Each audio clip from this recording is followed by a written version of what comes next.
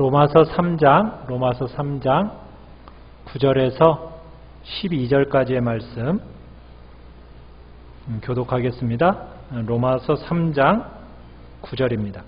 그러면 어떠하냐? 우리는 나으냐? 결코 아니라. 유대인이나 헬라인이나 다 죄 아래에 있다고 우리가 이미 선언하였느니라.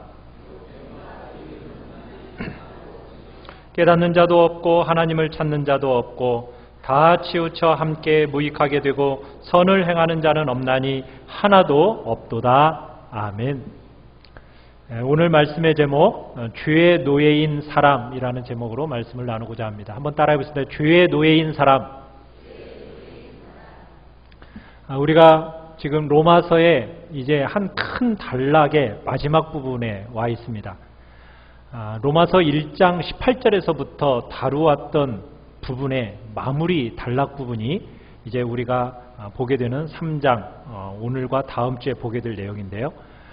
여러분이 성경이 말하는 은혜, 복, 여러분 이것을 제대로 깨닫고 그 안에서 바르게 자라기를 원하신다면 여러분 이 큰 단락인 이 주제, 우리가 지금까지 다루었던 이 주제, 뭐에 대한 내용이었습니까? 죄에 대한 내용이었어요. 그죠? 죄를 바르게 깨닫는 게 너무나 중요합니다.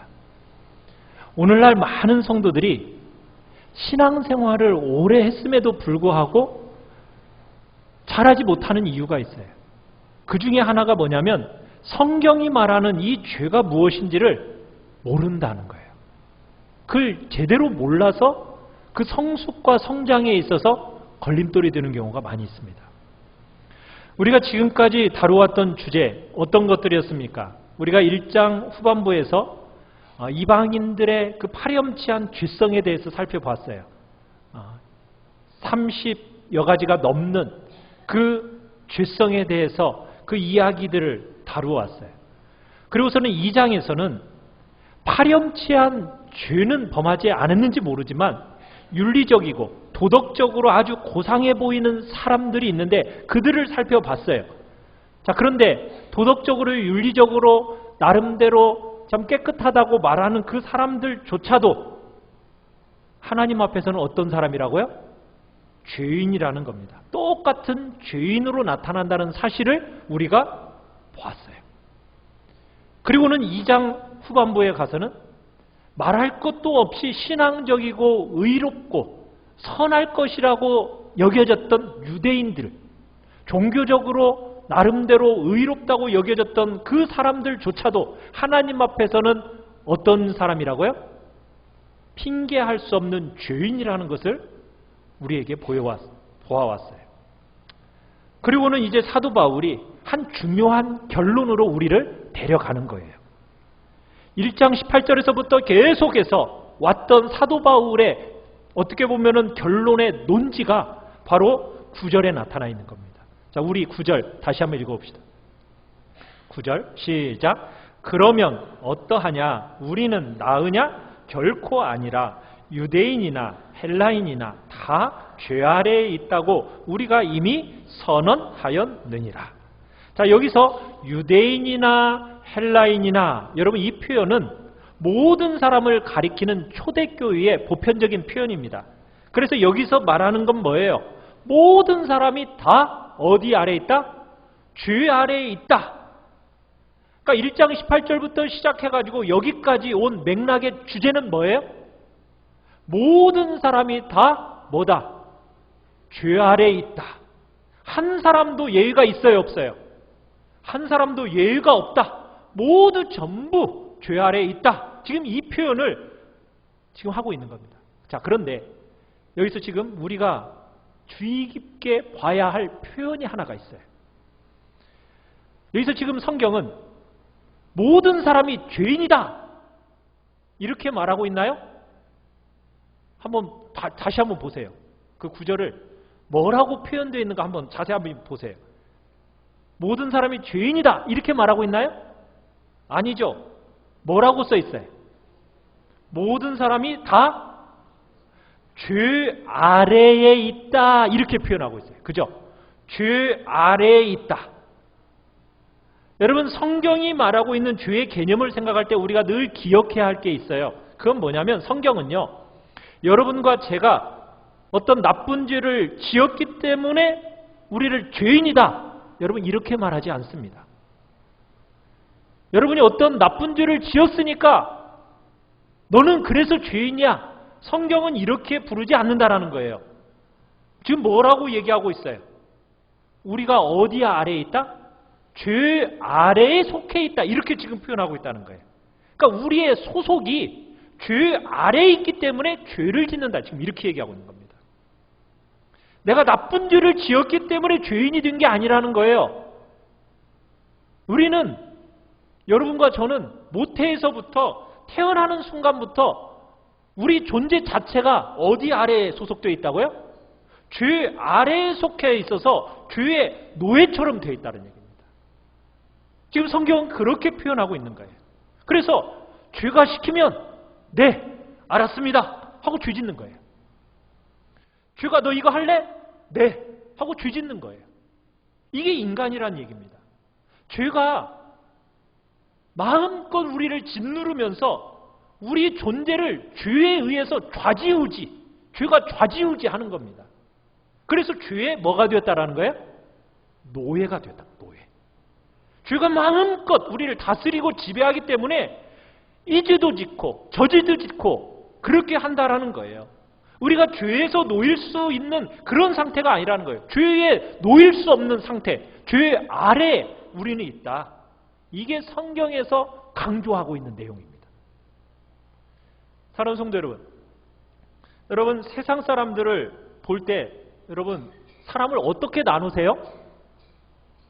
세상이 보통 사람들을 나눌 때 우리도 그런 경우가 있어요.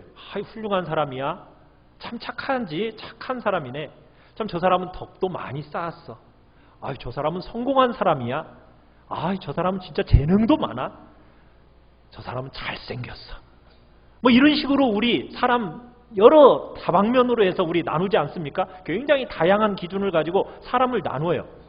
여러분, 그런데 성경은요, 사람을 나눌 때 그 기준이 어떻습니까? 단 하나입니다. 기준이 단 하나예요. 단 하나의 기준만을 가지고 사람을 나눠요. 피부 색깔로 나누는 것도 아니고요, 그 사람의 신분으로 나누는 것도 아닙니다. 그 사람의 재산이 얼마나 많으냐 이거 가지고 나누는 것도 아니에요.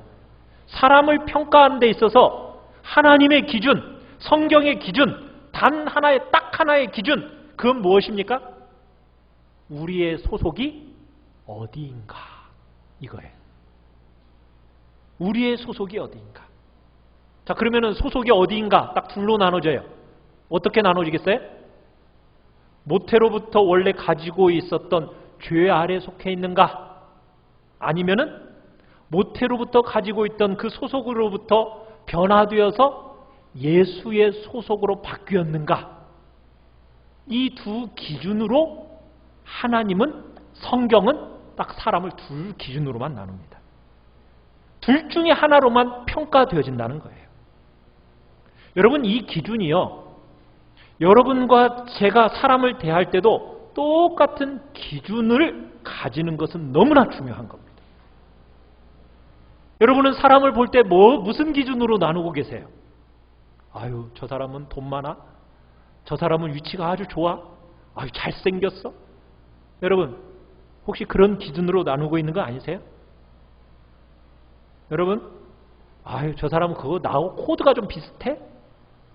여러분, 그런 기준을 가지고 사람 우리 보지 말아야 됩니다. 우리는 하나님과 성경이 사람을 나누는 기준으로 그 소속이 어디인가로 우리는 사람을 볼 줄 아셔야 돼요.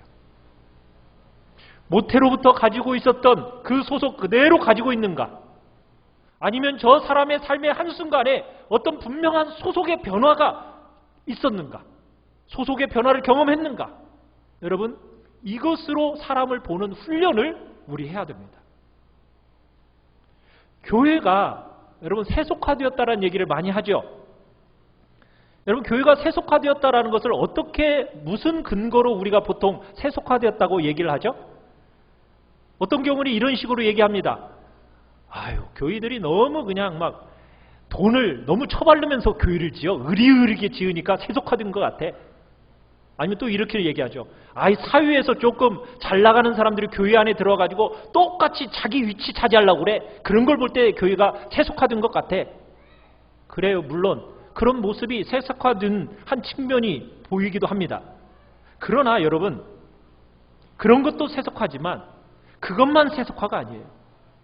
여러분의 마음속 깊은 곳에 세상이 가지고 있는 똑같은 잣대를 가지고 사람을 본다면 그게 바로 교회의 세속화입니다.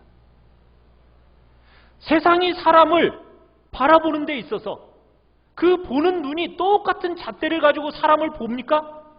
그러면 그게 세속화예요. 여러분이 사람을 대할 때 어떻게 보세요? 자녀들을 대할 때 어떻게 보십니까? 아유, 쟤는 공부를 잘해.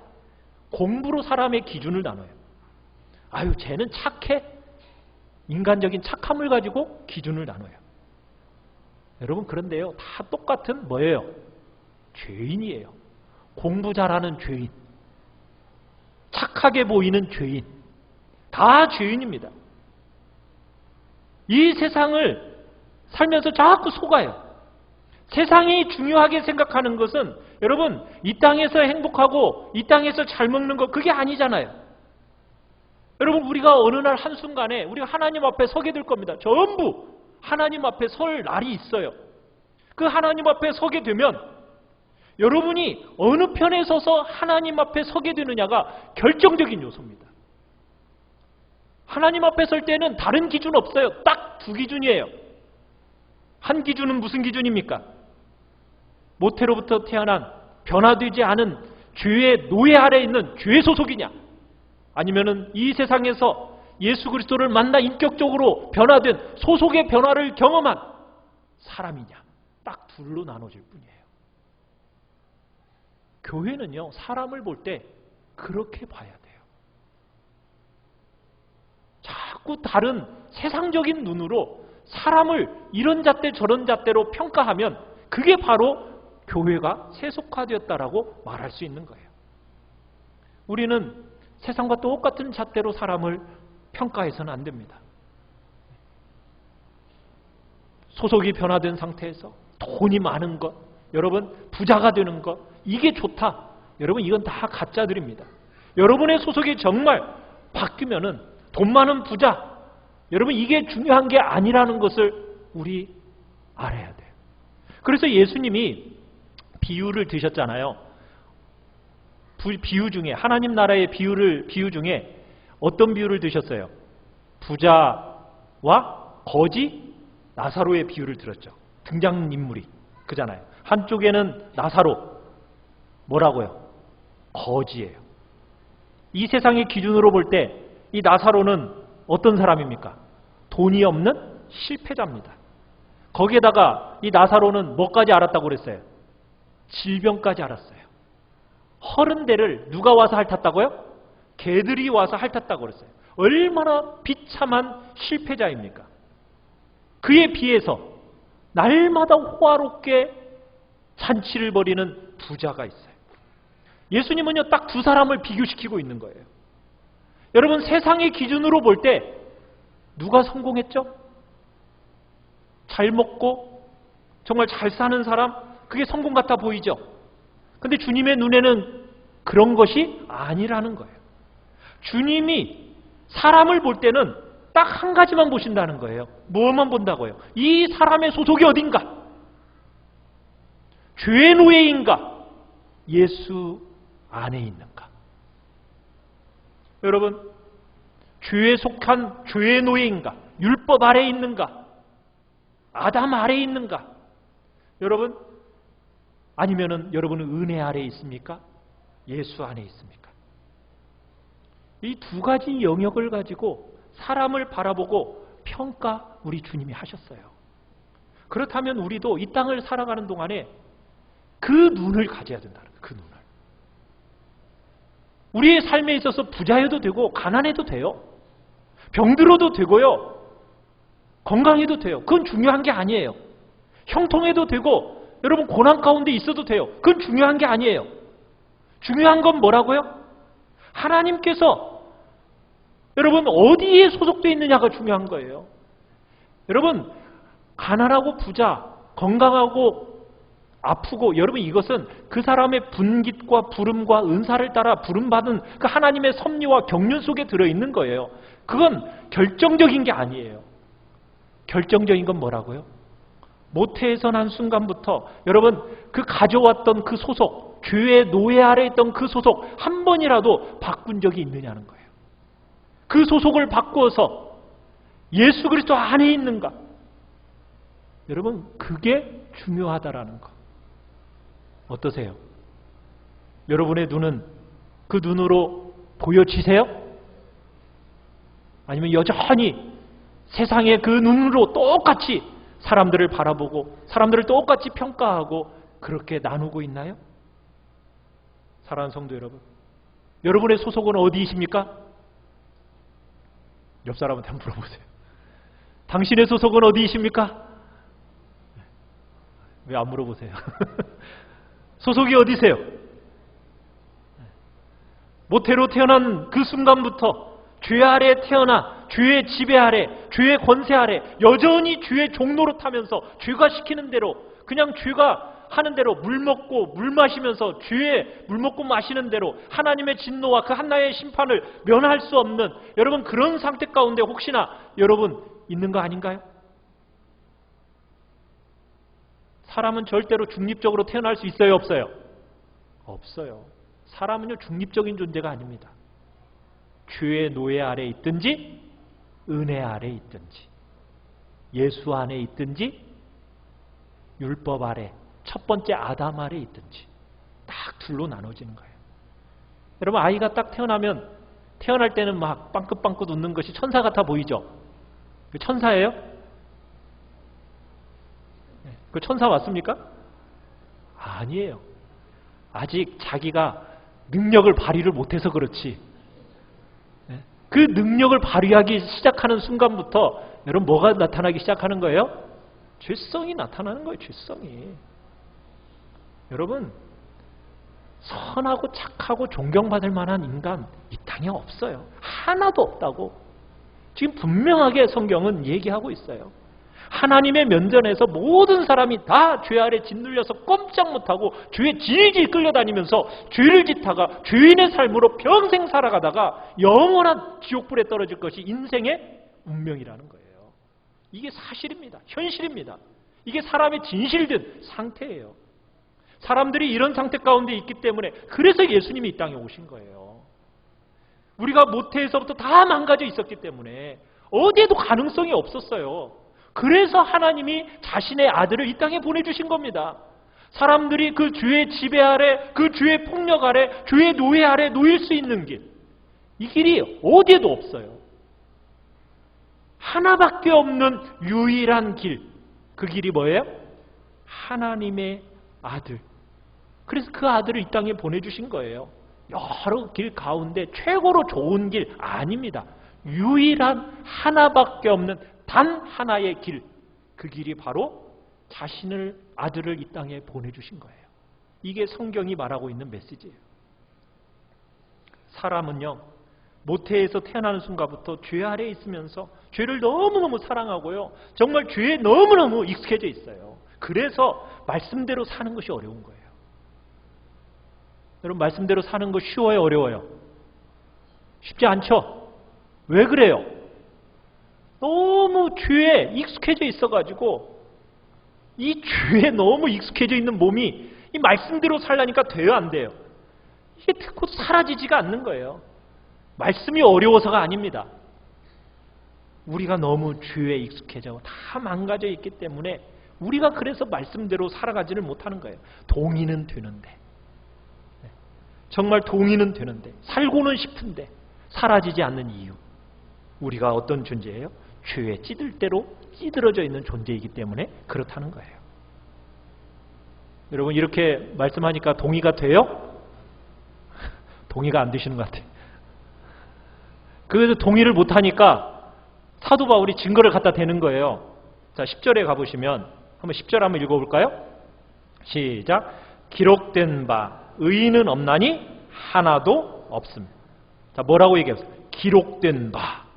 어디에 증거가 있대요? 말씀 안에 증거가 있대요. 여러분, 그래서 여러분이 죄를 깨달으려면 어디로 와야 죄가 깨달아져요? 말씀 앞으로 와야만이 죄가 깨달아지는 거예요. 여러분, 말씀을 벗어나서는 우리 스스로가 굉장히 근사한 사람처럼 보여요. 나 정도만 되면, 세상에 나 같은 사람만 있으면 이 세상이 이렇게 되지는 않았을 거야. 다 착각하며 살아요. 여러분, 말씀 앞에 자신을 안 세워봐서 그렇죠. 말씀 앞에 우리 자신을 세워보세요. 말씀의 거울에 딱 우리를 비춰보면요, 우리의 본성이 적나라하게 비추어지는 거예요. 그게 보여지는 거예요. 그러면서 성경이 뭐라고 말하고 있어요? 의인은 없나니 하나도 없다, 이렇게 말씀하고 있는 거예요. 여러분, 이 말씀을 들을 때, 이 성경 말씀을 들을 때 이해가 잘 돼요? 아니, 의인이 없어도 하나도 없다는 말이 이게 여러분 이해가 되세요?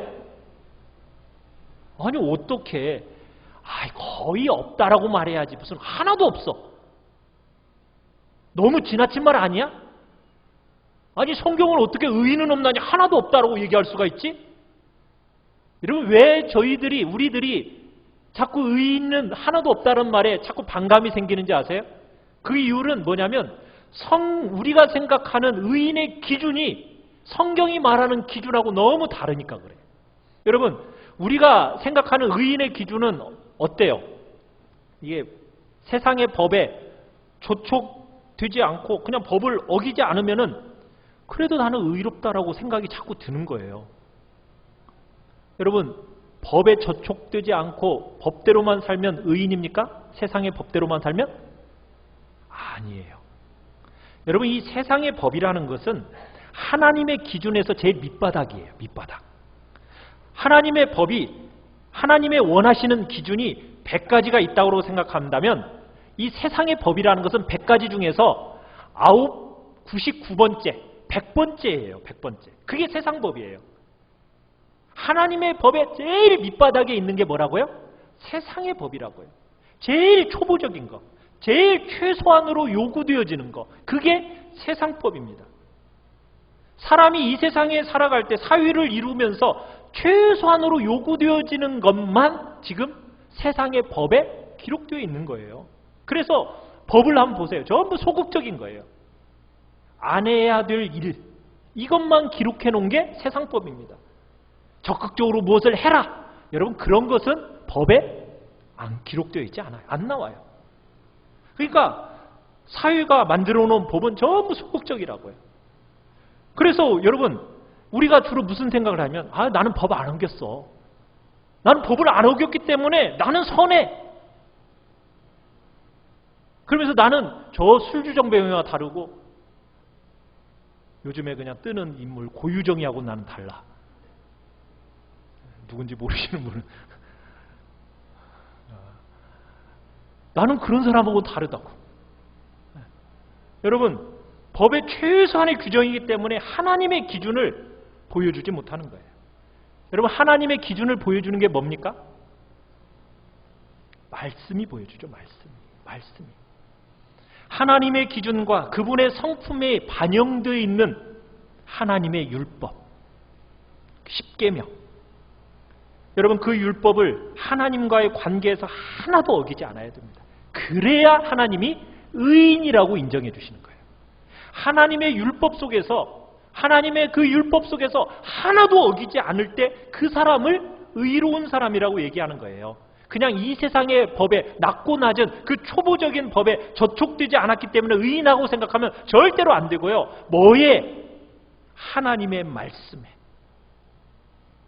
근데 여러분, 하나님의 말씀에 저촉되지 않고 정말 말씀 그대로 다 순종하고서 완벽하게 산 이 세상의 사람이 있어요, 없어요? 없어요.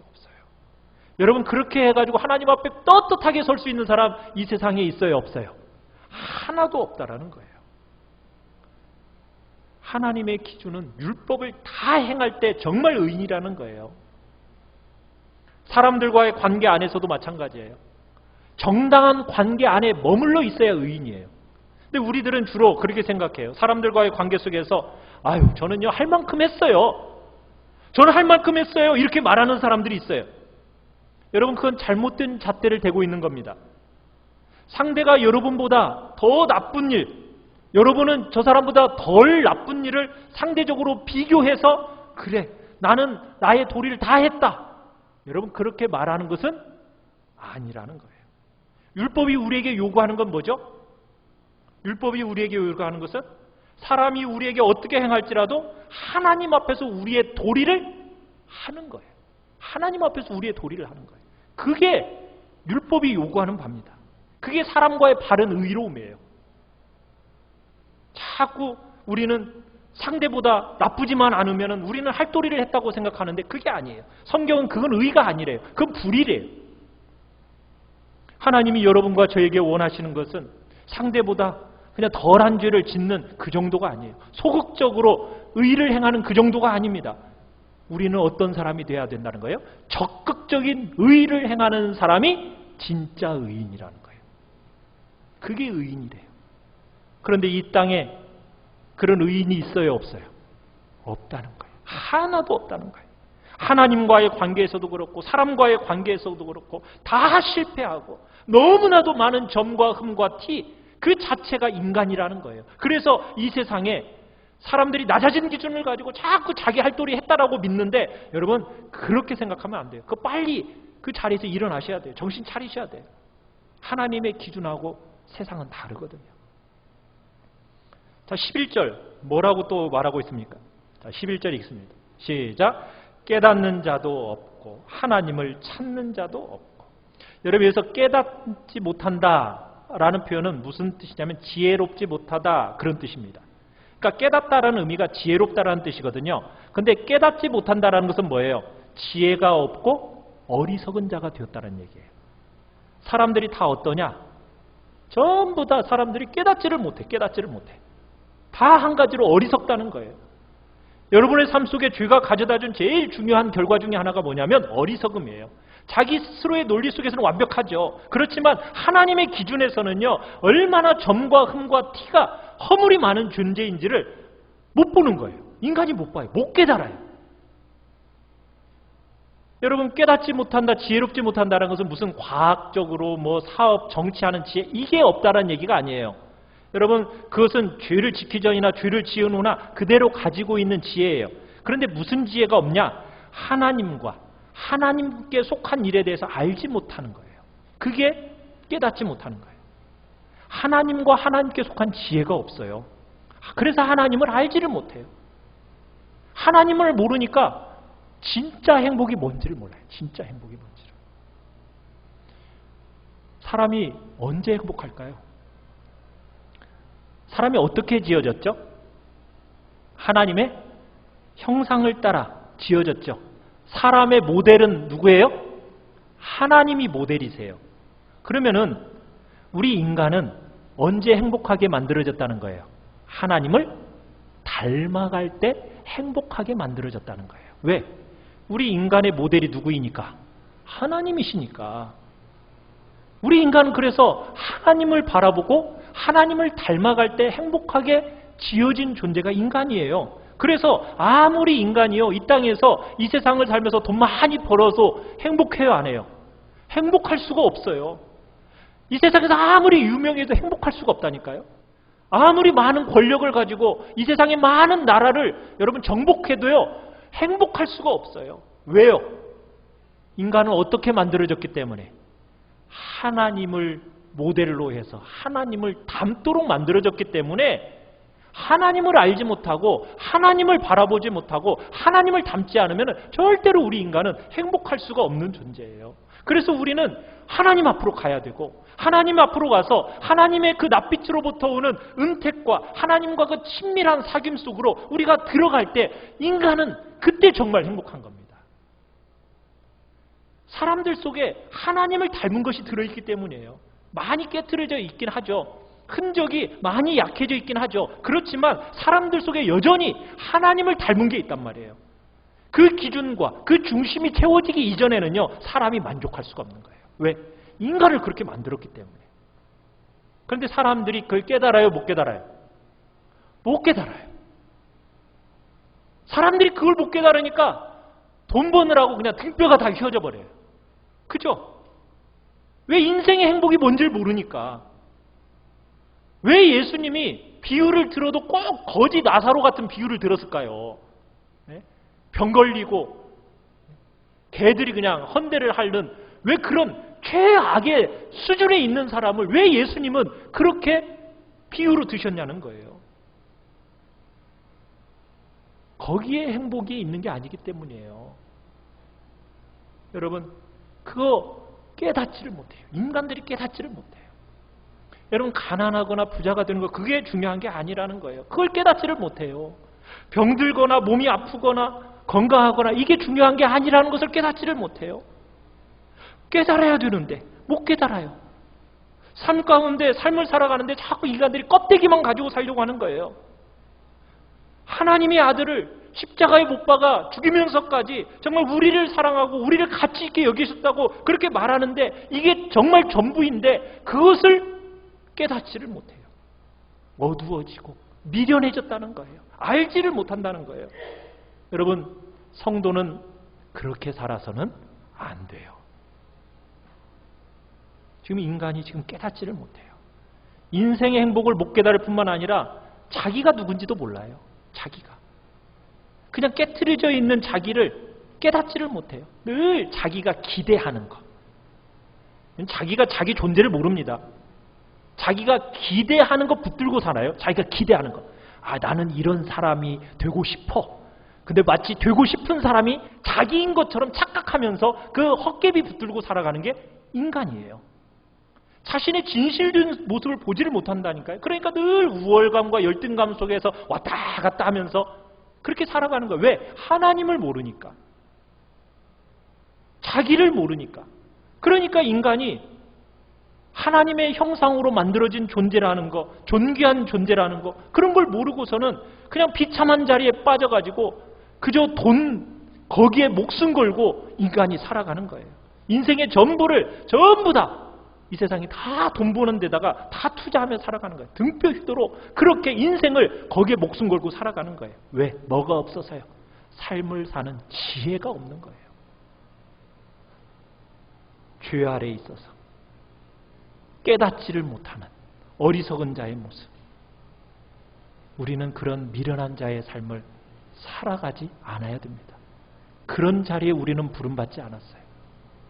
사랑하는 성도 여러분은 평생 살아온 길이 어떠세요? 한번 뒤돌아 보시면은 무엇을 위해서 지금 여기까지 오신 것 같아요?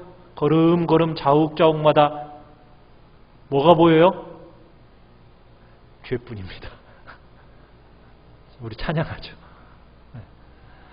내 평생 살아온 길 뒤를 돌아보니 걸음마다 자욱마다 다 죄뿐입니다. 쓰리고 아픈 마음 가눌 길이 없어서 골고다 언덕길을 지금 찾아옵니다.